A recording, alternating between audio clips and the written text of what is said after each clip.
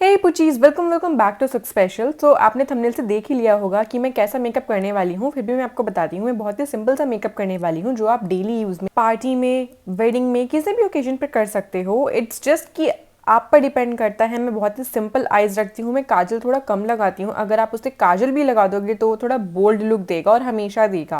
तो चलो शुरू करते हैं। वैसे लाइटिंग का थोड़ा फर्क पड़ रहा है, इतना भी ज़्यादा डार्क नहीं था, पर फिर भी थोड़ा सा फ़र्क पड़ा है, तो हम लेकर चलते हैं। सबसे पहले मैंने एक्चुअली लाइट को थोड़ा सा चेंज करके देखा, ये ज़्यादा बेटर लगा तो मैंने इसी को फाइनल कर लिया था। सबसे पहले आप हमेशा लिप्स मॉइस्चराइज करो, ताकि जब लिपस्टिक लगाने की बारी आए तो आपके लिप्स हमेशा मॉइस्चराइज रहें। जब आप लिपस्टिक लगाएं तो वो फटे हुए या पैची ना लगें, जो बहुत ही गंदे लगते हैं। और पैची होने की वजह से बार बार हम अपने लिप्स को गीला करते हैं अपनी जीभ से, जिसकी वजह से वो और भी ज़्यादा ड्राई हो जाते हैं और कोई भी लिपस्टिक इवन मैट तो पॉसिबल ही नहीं है कि उस पर टिक जाए या हम उसे टिकने दें। नेक्स्ट आता है फेस को मॉइस्चराइज करना। हम स्टार्ट करते हैं। देखिए, बहुत सिंपल सा फंडा है। अगर आपकी ड्राई स्किन है तो हमेशा थिक लो। थिक क्या होता है, चीज़ें चिपकी रहती हैं चेहरे पे, इसीलिए ड्राई स्किन के लिए थिक यानी चिपकने वाला मॉइस्चराइजर चाहिए। और जिनकी ऑयली, उनके लिए वाटर बेस्ड यानी जो पानी की तरह फिसल के या फिर लिक्विड ही हो, तो जाकर अच्छे से ऑयली स्किन को वो मेंटेन कर देगा बैलेंस। वो जल्दी से मॉइस्चराइज हो जाएगी स्किन उससे और वो ऑयली नहीं हो। आई होप मैंने ठीक एक्सप्लेन कर।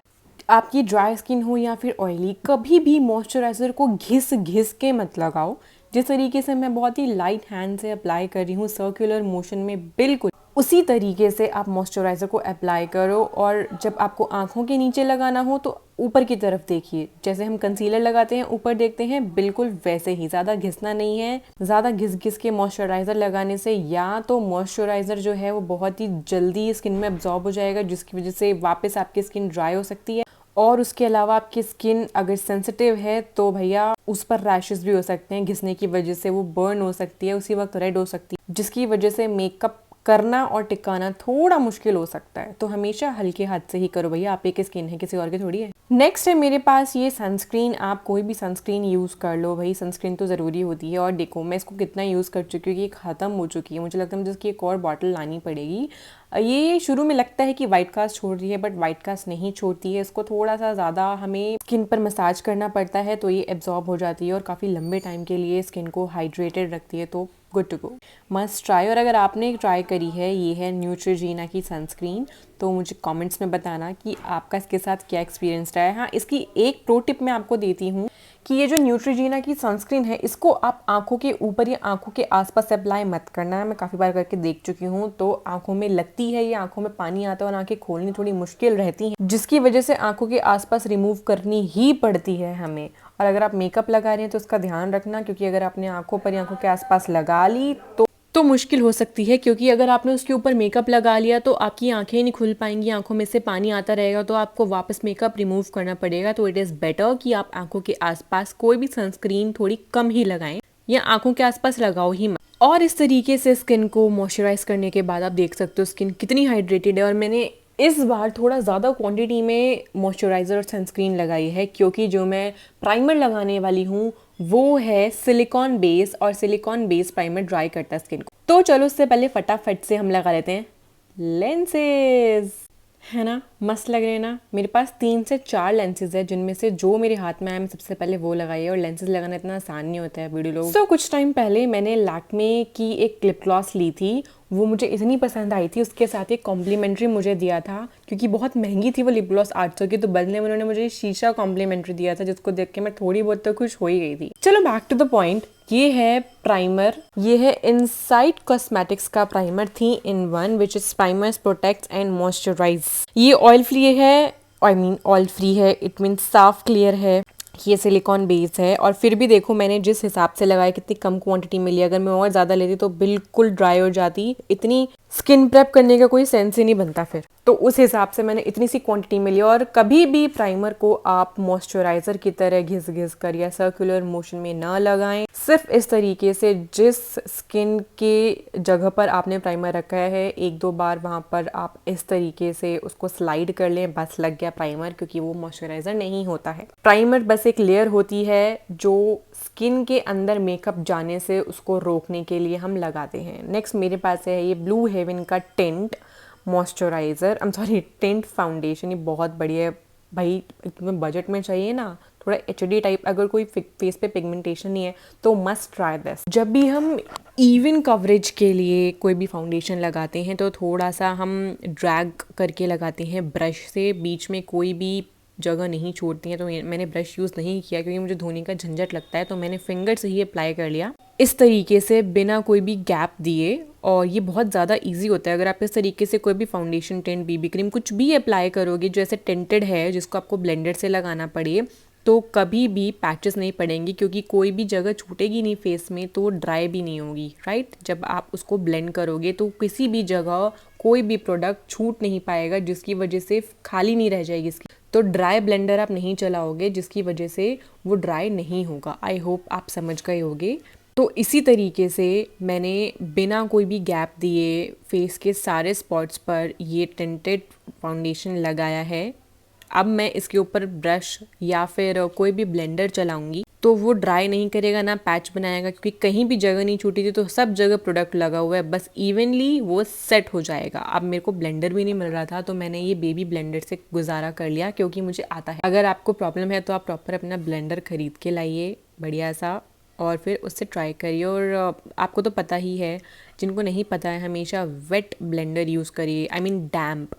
डैम्प का मतलब है कि ब्लेंडर को अच्छे से पानी में सोक करिए और फिर उसको पूरे तरीके से सुखा दीजिए। सुखा मतलब हाथ से निचोड़ लीजिए, वो गीला रहना चाहिए बट उसमें से पानी नहीं निकलना चाहिए। तो उस तरीके से मैंने हल्के हाथों से इस फाउंडेशन को भी ब्लेंड कर लिया और देखो कितना इवनली सीमलेसली ब्लेंड हुआ है ये। अगर आप इस तरीके से अपना कोई भी फाउंडेशन लगाओगे तो वो भी ऐसे ही सेट बैठेगा। और बचे हुए फाउंडेशन को जो ब्लेंडर में था मैंने उसी से अपनी आईज़ के ऊपर लगा लिया क्योंकि मुझे बिल्कुल भी हैवी मेकअप नहीं चाहिए। अगर मुझे हैवी मेकअप चाहिए तो मैं अलग से कंसीलर आईज़ के ऊपर लगाऊंगी या फाउंडेशन लगाऊंगी, बट वो लेयर्स पे लेयर्स होती हैं। और इस फेस पे, इस लुक पे मैंने कोई भी कंसीलर भी यूज़ नहीं करा, ना फेस के कोई पॉइंट्स हाईलाइट करें क्योंकि मुझे हैवी मेकअप चाहिए ही नहीं है। Just want even makeup for college, for office, for regular basis, for market.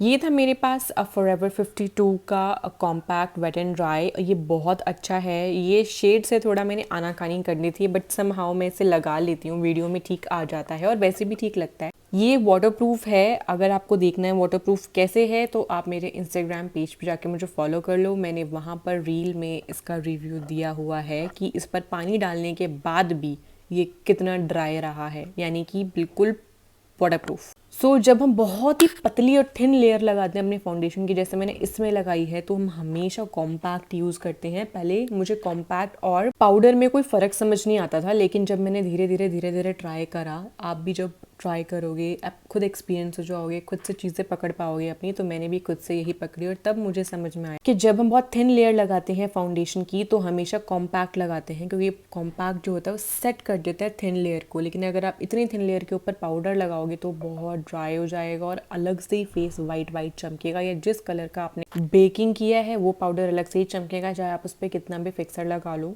तो उसका कोई फ़ायदा नहीं है। इसीलिए हम कॉम्पैक्ट यूज़ करते हैं थिन लेयर के लिए। बस यही फ़र्क है कॉम्पैक्ट और पाउडर में। यहाँ मैं चेक करी थी कि जो मिसमैच हो रहा था कलर फेस का एल्बो से, वो थोड़ा बहुत सही मिलने लगा है। इट मीन्स हमने सही तरीके से सही कलर के प्रोडक्ट्स लेकर उसको हमने बढ़िया तरीके से अप्लाई किया है। एक चीज़ मैं आपको और बता देती हूँ, इसमें मैं ब्लश अप्लाई करी हूँ, मैं पाउडर ब्लश अप्लाई करी हूँ। पहले मैंने फिंगर से अपने हाथ पर लिया, उसको रब किया, बचा हुआ जो ब्लश था वो मैंने अपने फेस पर लगाया। कभी भी पाउडर या कॉम्पैक्ट प्रोडक्ट्स को यूज़ करने के बाद हम कोई भी क्रीम वाली चीज़ नहीं लगाते। क्रीम हो या लिक्विड कोई प्रोडक्ट हो, कभी नहीं लगाते, उससे पैचेस पड़ जाते हैं और उसको हटाना मुश्किल ही नहीं नामुमकिन है। आपका पूरा बेस जो है वो पैची फ्लेकी होने लग जाता है। तो कभी ये सब मत करना। अब आपको जो भी लगाना है सिंपल सा फंडा है, क्रीम के ऊपर क्रीम और पाउडर के ऊपर पाउडर। बस क्रीम के ऊपर पाउडर या पाउडर के ऊपर क्रीम लगाओगे तो बिल्कुल गड़बड़ हो जाएगी, ठन गोपाल हो जाएगा मेकअप। तो नहीं करने का, क्रीम के ऊपर क्रीम और पाउडर के ऊपर पाउडर प्रोडक्ट्स, यही सिंपल सा फंडा है।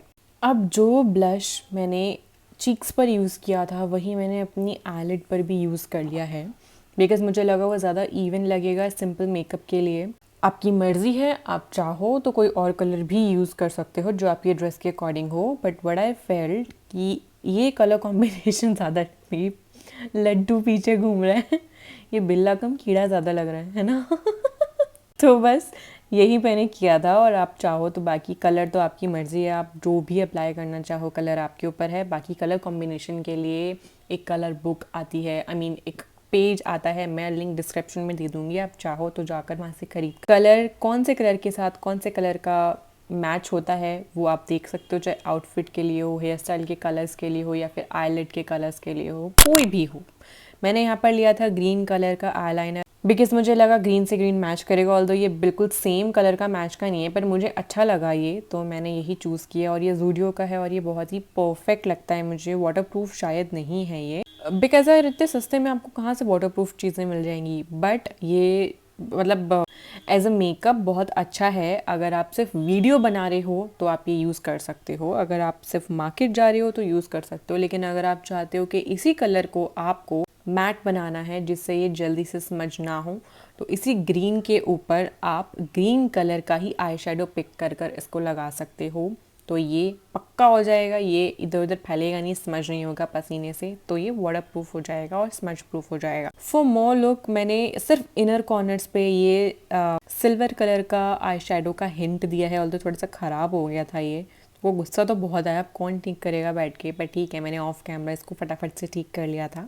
तो इस तरीके से मैंने अपना आई लुक कंप्लीट कर लिया। अगेन बहुत ही बोल्ड लुक के लिए या पार्टी के लिए आप काजल लगाकर उसको स्मज कर सकते हो, ये बहुत बोल्ड लुक हो जाएगा, बट मुझे ऐसे ही अच्छा लगता है क्योंकि मैं ओवर नहीं करना चाहती हूँ। उसके बाद मेरे पास ये स्विस ब्यूटी की लिपस्टिक, बहुत प्यारा कलर है इसका, क्योंकि न्यूड आईज रखी थी मैंने आईलिड में, वही सेम कलर के ब्लश जो था उसी कलर की मैंने लिपस्टिक लगाई है, जो कि बहुत प्यारी लग रही थी मुझे। और इसी के साथ मैंने, क्योंकि मुझे लिप ग्लॉसेस बहुत पसंद हैं, I am a lip gloss वाली girl more than matte lipsticks, तो मैंने बस ये था लैक्मे के लिप ग्लॉस जिसकी मैं बात करी थी, जिसके बाद मुझे वो मिरर रूज वाला एज अ कॉम्प्लीमेंट्री मिला था। तो ये थी वो लिप ग्लॉस, इसमें एक ये पिंक कलर था और एक ब्राउन था। ब्राउन में पहले काफ़ी ले चुकी हूँ तो मैंने पिंक ट्राई करा और it is looking more gorgeous as you can see in the video.